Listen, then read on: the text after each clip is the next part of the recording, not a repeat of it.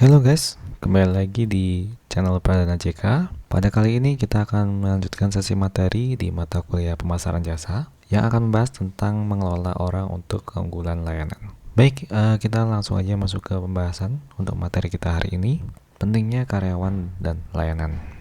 Servis personel atau sumber loyalitas konsumen dan keunggulan bersaing. Frontline adalah pengendali penting dalam loyalitas konsumen karena mereka ini mengantisipasi kebutuhan konsumen, customizing service delivery, kemudian membangun hubungan secara personal dengan si konsumennya. Perspektif konsumen ini adalah interaksi dengan staf jasa yang merupakan aspek penting dalam jasa. Perspektif perusahaan, frontline adalah sumber daya yang penting sebagai keunggulan bersaing dan diferensiasi. Misalnya sebuah bagian inti dari suatu produk, perusahaan jasa maupun dari brand itu sendiri. Nah, frontline ini dalam layanan kontak rendah banyak transaksi rutin yang tidak menyertakan frontline staff, misalnya ATMs atau Automated Teller Machines, IVR atau Interactive Voice Response System, dan juga website for reservation or ordering, payment, etc. Di antara teknologi dan self-service sebagai kunci penggerak pengantaran jasa, frontline ini tetap penting, tetap banyak digunakan oleh sebagian besar perusahaan. Moment of truth drive customers perception of a service firm. Pekerjaan garis depan sulit dan menekankan. Pembatas dalam rentang peran, batas antara internal perusahaan dan juga dunia luar. Keberagaman peran seringkali membebankan target pemasaran terhadap staf jasa. Harapan manajemen terhadap staf jasa itu adalah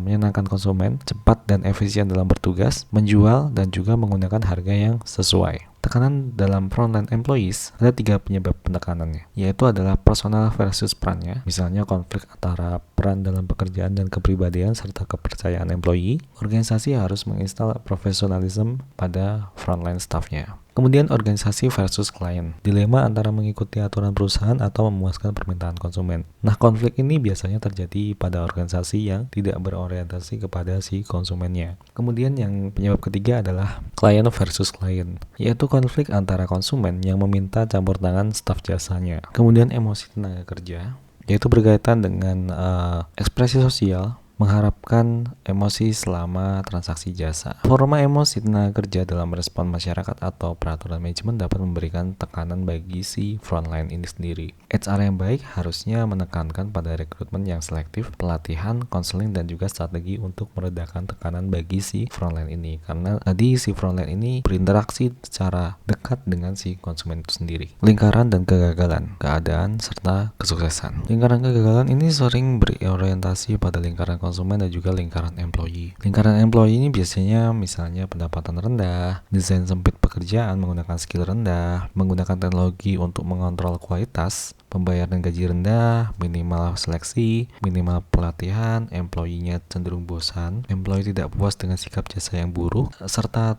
turnover employee tinggi yang dipicu dari kualitas jasa yang buruk.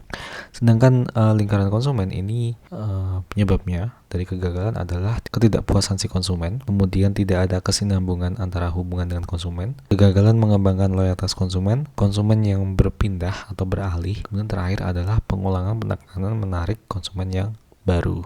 Lingkaran kegagalan employee yaitu job design yang sempit untuk tingkatan skill rendah, penekanan pada peraturan dibandingkan dengan jasa, serta penggunaan teknologi untuk mengontrol kualitasnya. Sedangkan lingkaran kegagalan konsumen adalah manajer sering mengabaikan asumsi tentang implikasi keuangan terhadap upah rendah atau tingginya tingkat turnovernya. Biaya short sight mengabaikan kebijakan, kerugian keahlian pada keberangkatan employee, kekacauan pada jasa karena adanya pekerjaan yang tidak terisi, biaya yang konstan pada perekrutan, penerimaan serta pelatihan, produktivitas rendah karena kurangnya pengalaman dari tenaga kerja baru, kerugian aliran pendapatan karena ketidakpuasan konsumen yang beralih, kerugian pada konsumen potensial yang beralih karena word of mouth yang negatif, serta biaya tinggi untuk mendapatkan konsumen yang baru atau lebih membutuhkan banyak iklan atau diskon promosi penjualan. Lalu berikutnya adalah lingkaran keadaan. Bagi lingkaran employee, ini berkaitan dengan desain pekerjaan sempit, pelatihan yang menekankan pada peraturan, kemudian menekankan peraturan versus memuaskan konsumen, gaji yang bagus atau manfaat jaminan tinggi, sedikit inisiatif, promotion dan pembayaran, serta daya dasar penambahan lama dan tak ada kesalahan. Kemudian komplain karena perbedaan atau permusuhan, pekerjaan membosankan, kemudian employee yang tidak puas, kemudian employee yang menghabiskan hidup di lingkungan keadaan biasa.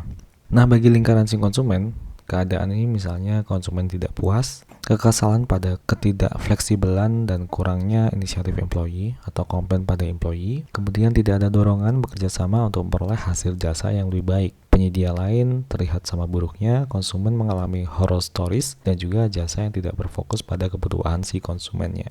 Lingkaran keadaan ini biasanya terjadi pada organisasi yang besar atau birokratis, atau penyampaian jasa dengan arah tertentu, misalnya jasa terstandarisasi, efisiensi operasional, pencegahan kecurangan pada employee, dan keberpihakan pada konsumen tertentu. Nah, tanggung jawab pekerjaan ini cenderung rendah dan kurang imajinasi. Ukuran kesuksesan dari performa ini terlihat pada kurangnya kesalahan, misalnya South Korean Army. Kemudian pelatihan ini fokus pada pembelajaran peraturan dan aspek teknik dari pekerjaan, tidak pada pengembangan interaksi dengan konsumen dan rekan kerjanya. Berikutnya adalah lingkaran kesuksesan.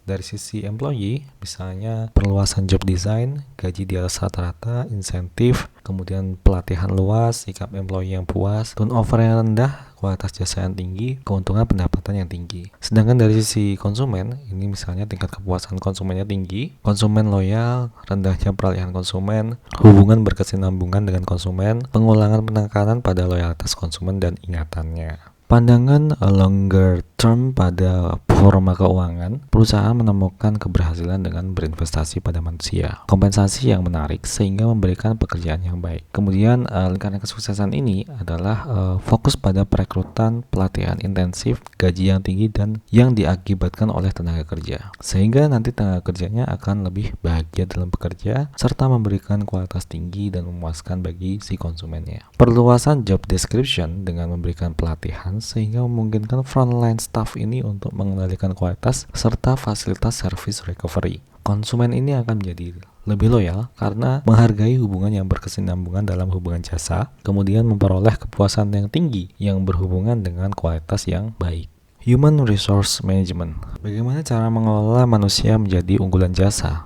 Misalnya performa staf berhubungan dengan kemampuan dan juga motivasi. Kemudian bagaimana cara mendapatkan kemampuan service employee yang termotivasi untuk memberikan jasa yang sempurna. Misalnya mempekerjakan orang yang tepat, membuat orang mampu, kemudian memotivasi dan memberikan energi. Nah, lingkaran dari kesuksesan HR dalam organisasi jasa adalah kepemimpinan dalam fokus seluruh organisasi dalam mendukung frontline, kemudian membantu pengembangan budaya jasa yang kuat dengan keinginan untuk memberikan jasa dan produktivitas, serta memberikan nilai yang menginspirasi, memberi energi pada penyedia jasanya. Nah, dalam lingkaran kesuksesan HR ini dibagi 3, yaitu mempekerjakan orang yang tepat, enable your people, kemudian terakhir adalah motivasi dan juga memberikan energi. Kita bahas di slide berikutnya. Mempekerjakan orang yang tepat. The old saying, people are your most important asset is wrong. The right people are your most important asset. Jadi di sini disebutkan bahwa banyak orang yang berbicara bahwa people adalah aset yang paling penting. Tapi sebenarnya itu persepsi yang salah. Justru yang benar adalah orang yang tepat adalah aset yang paling penting. Nah, bagaimana cara untuk mempekerjakan orang yang tepat? Kita bisa perbaiki dalam proses rekrutmennya. Misalnya, orang yang tepat adalah aset terpenting yang dimiliki perusahaan. Fokus pendekatan pemasarannya. Menjelaskan siapa yang harus dipekerjakan dengan siapa yang dapat dilatih. Kemudian menjelaskan lingkungan kerja, nilai dan gaya perusahaan yang berhubungan dengan spesifikasi pekerjaan, serta memastikan kandidat mampu memenuhi kualifikasi yang dibutuhkan. Mengevaluasi kandidat sesuai dengan budaya dan nilai perusahaan. Dan terakhir adalah mencocokkan kepribadian, gaya, energi untuk pekerjaan yang tepat. Memilih dan mempekerjakan orang yang tepat. Yang pertama adalah menjadi pimpinan yang disukai, membuat kelompok yang besar, kemudian persaingan untuk market share, kemudian menetapkan kualifikasi dalam kelompok, misalnya image positif dalam tempat kerja, kualitas jasa, dan juga status perusahaan. Namun sebenarnya tidak ada karyawan yang sempurna. Pekerjaan yang berbeda sebaiknya diisi oleh orang dengan skill, gaya, dan kepribadian yang berbeda pula. Mempekerjakan kandidat yang sesuai dengan nilai inti dan juga budaya perusahaan, fokus pada perekrutan orang yang memiliki kepribadian hangat untuk bekerja pada pekerjaan yang berhubungan langsung dengan si konsumennya. Yang kedua adalah bagaimana mengidentifikasi kandidat yang terbaik. Yang pertama, kita bisa amati perilakunya. Mempekerjakan orang dengan dasar perilaku bukan berdasarkan kata-kata yang diucapkan. Cara terbaik untuk memprediksi perilaku di masa depan adalah dengan mengamati perilaku di masa lalunya, kemudian membentuk suatu kelompok diskusi. Atau kita bisa menggunakan tes kepribadian. Kesediaan untuk menyenangkan rekan kerja dan konsumen dengan sopan santun menjadi pertimbangan dan juga kebijaksanaan. Persepsi mengenai kebutuhan konsumen serta kemampuan komunikasi yang akurat dan menyenangkan ini menjadi poin positif bagi proses tes kepribadian ini. Kemudian bagaimana yang terakhir adalah identifikasi kandidat terbaik. Bisa menggunakan interview terstruktur, misalnya interview terstruktur seputar kebutuhan pekerjaan, kemudian menggunakan lebih dari satu penginterview untuk lebih objektif, atau bisa menggunakan memberikan pelamar gambaran tentang pekerjaan, kesempatan kandidat untuk try on the job atau probation dan sebagainya, kemudian memperkirakan bagaimana kandidat menghadapi realita kerja, memperbolehkan kandidat untuk menggunakan caranya sendiri dalam menyelesaikan pekerjaan, dan terakhir adalah mengelola ekspektasi pekerjaan baru terhadap pekerjaan berikutnya. Yang kedua adalah melatih service employee. Service employee ini perlu belajar tentang bagaimana budaya organisasi, tujuan, dan juga strateginya. Misalnya menaikkan nilai inti, memperoleh komitmen secara emosional pada strategi, atau memperoleh manajer untuk belajar tentang mengapa, apa, dan bagaimana pekerjaan tersebut dilakukan. Hubungan personal dan juga skill teknik ini merupakan suatu penunjang dalam mengoptimalkan suatu performan dari si employee itu sendiri. Kemudian pengetahuan tentang produk dan jasa itu merupakan pengetahuan staf akan produk dan aspek kunci dari kualitas jasa. Kemudian staf ini juga harus mampu menjelaskan keistimewaan produk dan juga posisi produk secara tepat. Apakah memberikan wewenang adalah hal yang tepat? Memberikan wewenang menjadi tepat jika strategi bisnis perusahaan berlandaskan perbedaan dan jasa yang personalized atau customized, menekankan pada hubungan yang luas dibandingkan dengan transaksi singkat, kemudian menggunakan teknologi yang kompleks dan tidak rutin. Lingkungan bisnis ini dapat diprediksi dan adanya kejutan ya. Kemudian manajer yang nyaman serta memberikan kebebasan kepada karyawan untuk memperoleh keuntungan bagi perusahaan dan juga konsumennya. Nah, karyawan ini biasanya mencoba untuk memperdalam skill seperti bekerja sama dengan yang lainnya atau misalnya bekerja dalam bentuk grup.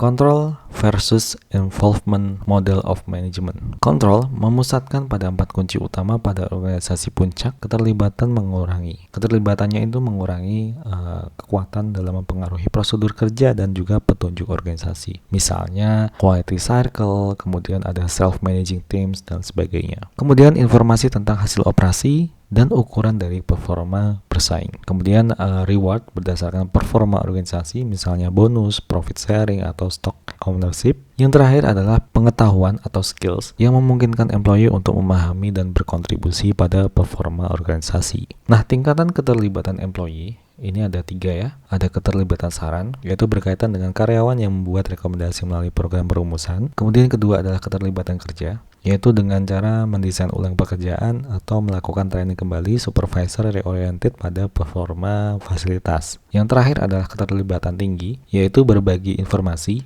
skill employee pada teamwork, penyelesaian masalah, dan lainnya. Atau misalnya partisipasi pada keputusan manajemen atau dengan profit sharing dan juga kepemilikan saham. Lalu bagaimana membangun performa tinggi pada tim penyedia jasa? Yang pertama dengan kekuatan teamwork dalam jasa. Misalnya mempermudah komunikasi dalam berbagi ilmu antar anggota, sasaran performa yang tinggi, dan juga tekanan untuk berbuat lebih baik. Atau kita bisa juga menciptakan tim jasa yang sukses, misalnya penekanan pada kerjasama, mendengarkan, berlatih, dan saling memberikan harapan dan motivasi. Memahami bagaimana menyelesaikan pertentangan, mengatakan kebenaran sulit, dan juga menjawab pertanyaan yang berat. Manajemen ini perlu untuk mengatur struktur untuk mengarahkan tim pada kesuksesan. Kemudian yang ketiga adalah memotivasi dan memberi energi pada frontline, yaitu kita bisa menggunakan reward yang efektif. Misalnya job content atau job design, orang akan termotivasi dan puas jika mengetahui mereka mengerjakan pekerjaan yang bagus. Atau yang kedua adalah feedback dan juga pengakuan. Nah, orang ini memperoleh perasaan pada identitas dan juga kepemilikan dalam organisasi dari imbas balik dan pengakuan dari organisasi tersebut. Kemudian terakhir adalah tujuan prestasi. Secara spesifik mungkin sulit tetapi dapat dicapai dan menjadi sebuah motivasi yang kuat bagi employee untuk bekerja lebih baik lagi. Service, leadership, dan juga culture. Kepemimpinan dan budaya jasa. Budaya jasa dapat didefinisikan sebagai kesamaan persepsi tentang kepentingan, kesamaan nilai dan kepercayaan tentang mengapa mereka itu penting, dan juga kesamaan secara tanggung jawab. Karismatik dan transformational leadership yaitu merupakan merubah nilai frontline bertujuan untuk konsistensi dengan perusahaan serta memotivasi karyawan untuk melakukan yang terbaik. Kemudian sebagai internal market, yaitu memegang peranan penting dalam memelihara budaya perusahaan, membantu menjamin penyampaian jasa dalam hubungan kerja, kepercayaan employee, respect, dan juga loyalitas bagi si employee itu sendiri. Di sini ada contoh dari membalikkan piramida organisasi, yaitu ada traditional organizational pyramid dan juga inverted pyramid with a customer and frontline focus. Kalau secara tradisional itu dimulai dari frontline staff, middle management, dan juga top management. Sedangkan untuk inverted pyramid, middle management dan top management bersamaan dengan support frontline ini mendukung frontline staff. Kemudian nanti lebih berorientasi pada customer base-nya. Jadi yang paling tinggi adalah frontline staff. Berbeda kalau misalkan tradisional, itu yang paling tinggi secara hierarki adalah top manajemennya. Baik, mungkin sekian untuk materi kita hari ini. Apabila ada teman-teman yang mau nanya, silahkan tulis di kolom komentar dan juga mungkin bisa langsung japri ke saya. Mohon maaf apabila ada kurangan dalam penyampaian materi. Sekian dari saya, Pradana Kusuma, pamit. Wassalamualaikum warahmatullahi wabarakatuh.